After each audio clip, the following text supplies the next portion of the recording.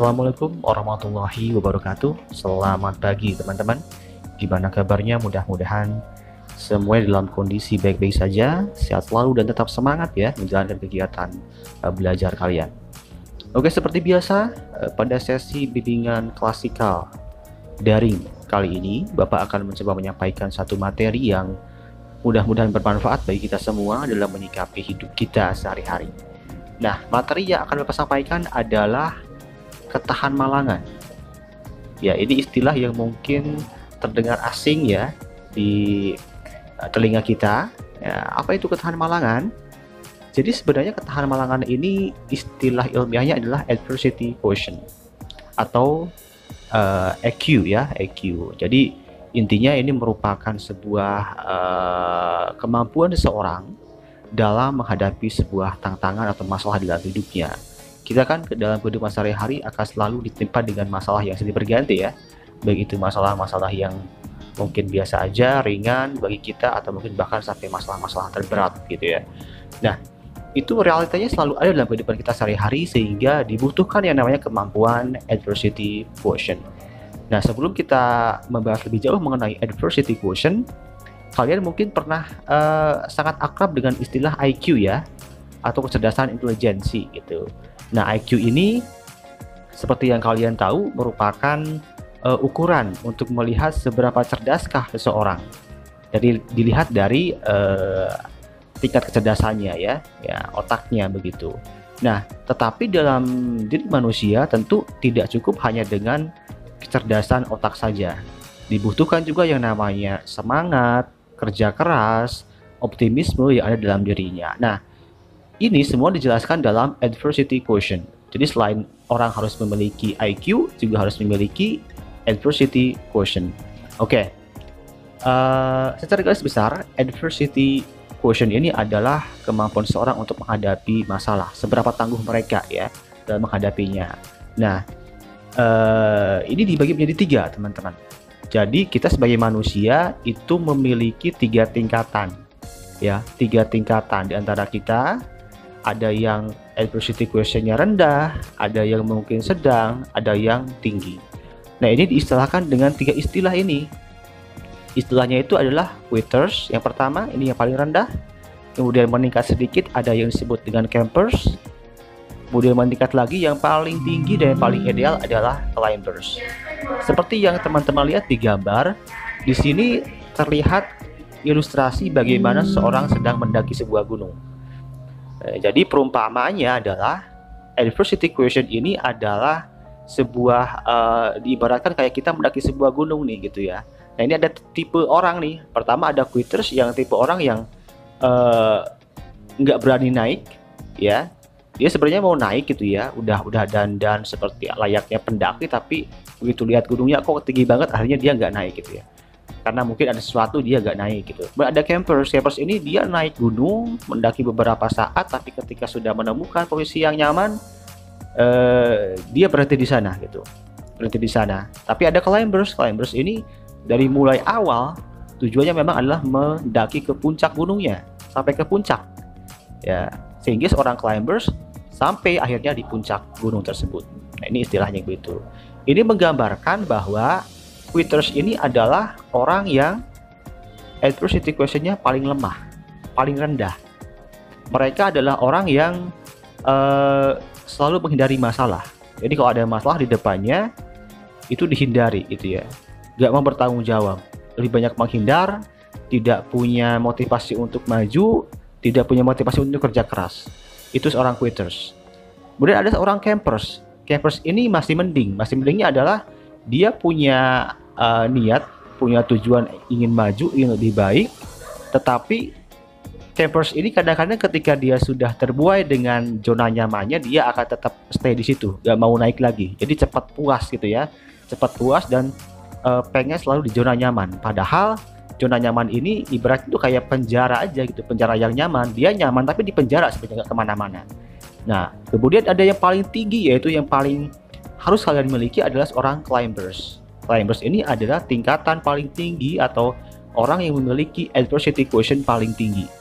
Dia adalah pendaki sejati. Dia pekerja keras, apapun masalah yang dia ada di depan dia hadapi, tidak dihindari, berani mengambil tanggung jawab, dan selalu optimis dalam menghadapi hidup.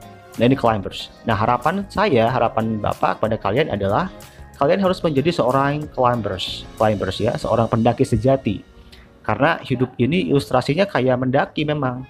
Sejak kalian kecil, kalian balita ya, mungkin kalian secara karir masuk ke taman kanak-kanak, sekolah dasar, makin dekat lagi kemudian ke sekolah menengah pertama, makin dekat lagi sekarang di sekolah menengah atas, dan terus akan makin meningkat gitu ya.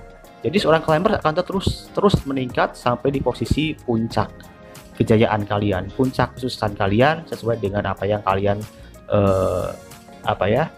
miliki sekarang cita-citanya gitu. Nah, ini adalah ilustrasi dari tipe-tipe manusia berdasarkan tingkatan seberapa besarkah dia adversity questionnya. Jadi Bapak harap kalian harus menjadi seorang climbers, oke?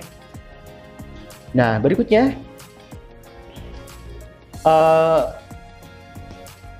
tadi Bapak sudah menyampaikan mengenai 3 tingkatan ya. Ada quitters, ada campers, ada climbers. Nah, yang paling ideal adalah seorang climbers. Nah, tetapi tidak menutup kemungkinan seorang quitters dan campers bisa menjadi seorang climbers, bisa menjadi seorang pendaki sejati ya, dengan cara sebagai berikut ya. Ini adalah cara-cara untuk meningkatkan adversity quotient yang kita miliki atau ketangguhan kita dalam menghadapi masalah. Pertama, kalian harus belajar mendengarkan ya. Ketika kalian punya masalah, coba kalian berbagi masalah tersebut dengan teman kalian atau dengan siapapun, menceritakan itu ke teman kalian, dan kalian harus bisa menilai, mendengarkan kira-kira bagaimana sudut pandang teman kalian terhadap masalah kalian itu. Apakah masalah saya berat, ringan, sedang? Nah, itu nanti kalian harus bisa menyimpulkan melalui argumen atau pendapat teman kalian. Itu mendengarkan. Yang kedua adalah menggali atau mengeksplor. Jadi ketika kalian memiliki sebuah masalah dalam hidup kalian, apapun itu, entah berat atau ringan, kalian harus mengeksplornya. Explore itu artinya kalian mencari tahu nih penyebab masalah ini apa gitu ya, dan masalah ini sekompleks apa sih gitu ya. Kalian harus benar-benar dipikirkan intinya. Yang berikutnya adalah dianalisis. Nah, kira-kira masalah ini timbul karena apa?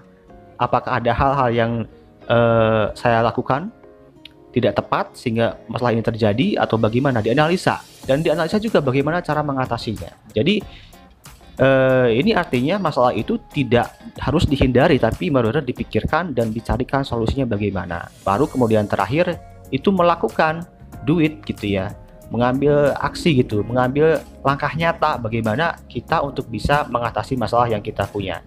Kalau masalah-masalah di kalian mungkin banyak ya, beragam. Ada yang mungkin masalah dengan orang tuanya nggak baik, mungkin ada yang masalah dengan teman, ada yang masalah dengan sekolah, dengan siapapun gitu ya, ada yang masalah semangat belajarnya yang kurang, motivasinya rendah, dan lain sebagainya. Banyak intinya masalah dari yang kalian miliki ya saat ini. Artinya tips-tips ini adalah untuk bagaimana kita belajar meningkatkan adversity quotient kita. Ketika kita semakin terbiasa, maka insya Allah akan makin tangguh kita dalam menghadapi setiap cobaan hidup yang ada di sekitar kita. Nah, itu adalah cara meningkatkannya. Berikutnya adalah mengukur kemampuan adversity quotient. Nah, ini adalah beberapa poin yang bisa kalian gunakan untuk mengintrospeksi diri kalian, untuk melihat pada diri kalian apakah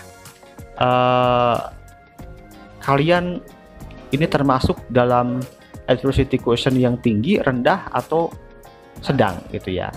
Pertama adalah kontrol. Kontrol ini tujuannya kalian harus melihat nih sebaik apa sih kalian dalam mengontrol diri kalian gitu ya.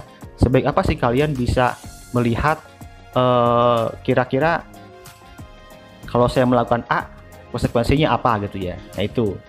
Kemudian ownership. Dan ini adalah tanggung jawab gitu ya.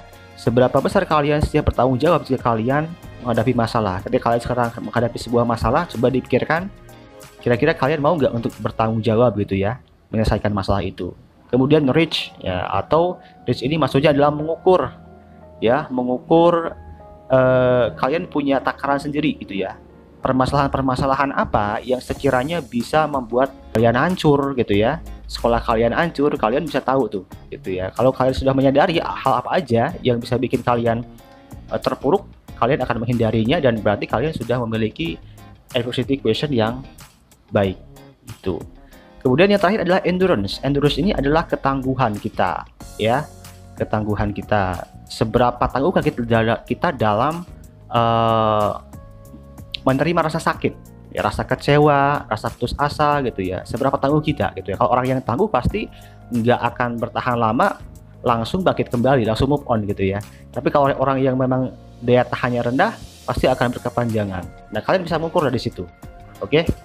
Nah, ini adalah cara mengukur kemampuan adversity equation. Jadi mengontrol diri, kemudian bertanggung jawab, bisa mengukur seberapa besar masalah yang kita punya, dan kemudian endurance, bisa mengukur juga seberapa kuat kita dalam menahan rasa sakit dari masalah tersebut. Ya, kalau masalah kan pasti akan merasa sakit ya, kita akan merasa mungkin terbebani, kecewa, dan lain sebagainya. Nah, berikutnya mungkin slide terakhir dari saya adalah karena kita bicara soal adversity equation yang tujuannya adalah untuk menghadapi sebuah masalah, maka kalian harus tahu strategi-strategi apa saja yang perlu kalian lakukan ketika dihadapkan dengan suatu masalah dalam diri kalian. Masalahnya apa aja ya, gitu. Pertama adalah hadapi kenyataan. Ya, maksudnya apa hadapi kenyataan? Kita harus bisa menerima ya bahwa hidup itu tidak berjalan sesuai dengan harapan kita. Mungkin kita sudah optimis di awal bahwa saya pengen kuliah nih misalkan di satu universitas, nilai saya sudah bagus, tapi kemudian hasilnya tidak seperti itu, hasilnya tidak sesuai dengan harapan kita. Maka kita harus menerima kenyataan gitu ya. Ya benar, menerima kenyataan. Ini paling bijak banget nih gitu ya. Yang kedua adalah jalani hidup sepenuhnya. Maksudnya apa? Hidup itu biarkan ada jalani sepenuhnya, maksudnya kita harus menikmati setiap suka dan dukanya gitu. Karena sekali lagi hidup itu tidak berjalan seperti apa yang kita mau. Ya, dengan kita terbiasa seperti itu, maka kita juga akan makin tangguh nantinya karena terbiasa merasakan, menikmati rasa duka, rasa suka, dinikmati dua-duanya. Nah, itu kita akan makin terbiasa. Jadi jalani hidup sepenuhnya dan jangan lupa untuk bahagia gitu. Yang ketiga adalah tidak terburu-buru. Nah, ini kebanyakan orang berpikir kalau hidup buru-buru itu kita akan cepat meraih apa yang kita mau. Tapi sebenarnya enggak. Yang paling penting itu adalah pertama kita harus menikmati hidup, dan yang kedua kita harus disiplin. Itu aja resepnya itu ya. Jangan terburu-buru. Nah, kalau terburu-buru ini akibatnya adalah kita bisa menjadi orang yang selalu mencari solusi secara instan. Padahal sebenarnya solusi apapun itu nggak ada yang instan. Ketika kita terbiasa mencari solusi instan, kita akan terburu-buru dan hasilnya pun nggak baik gitu. Jadi jangan terburu-buru dalam menjalani hidup atau menghadapi satu masalah. Dipikirkan dulu. Yang penting kita jangan lupa bahagia dan disiplin ya. Jangan lupa menikmati hidup juga. Kemudian yang berikutnya adalah bersyukur. Nah, ini kadang kita lebih mudah menghitung permasalahan yang kita miliki ya. Masalah-masalah yang kita punya dibandingkan dengan nikmat yang kita punya. Padahal sebenarnya kalau mau fair, lebih banyak nikmat yang kita punya kalau mau dihitung ya dibandingkan dengan masalah yang kita miliki. Jadi mulai sekarang bersyukur, karena bersyukur inilah yang akan membuat kita makin tenang, makin enjoy dalam menghadapi hidup kita. Yang kelima, yang terakhir adalah validasi emosi. Artinya kalian harus benar-benar merasakan bahwa kalian itu sedang nggak baik-baik saja gitu. Jadi tidak denial. Denial itu maksudnya, denial itu adalah orang yang sebenarnya dirinya merasa tidak baik-baik saja dirinya, tapi dia itu membohongi diri sendiri yang seolah-olah dia baik-baik aja gitu. Nah, ini akan menguras banyak energi dan emosi untuk menutupi hal itu, yang kemudian efeknya adalah masalah akan makin tambah membesar gitu ya, tambah membesar karena kalian energinya habis hanya untuk menutupi rasa sedih kalian mungkin gitu ya, rasa tidak berdaya kalian. Jadi itu beberapa strategi yang bisa kalian gunakan dalam menghadapi setiap masalah-masalah yang kalian hadapi. Ya, masalah yang kalian hadapi baru di era remaja mungkin beragam ya, berbeda dengan orang dewasa, tapi tetap itu juga sebuah masalah yang harus kalian hadapi karena kita mulai belajar untuk menghadapi masalah-masalah kecil dulu sebelum kalian nanti terjun ke masyarakat dengan masalah-masalah yang lebih kompleks gitu. Nah, mungkin sekian bimbingan klasikal pada sesi kali ini. Mudah-mudahan materi yang Bapak sampaikan kali ini bisa bermanfaat bagi kalian dalam menjalani kehidupan kalian. Bapak ucapkan terima kasih atas partisipasinya. Kurang dan lebihnya Bapak mohon maaf. Wassalamualaikum warahmatullahi wabarakatuh. Sampai jumpa.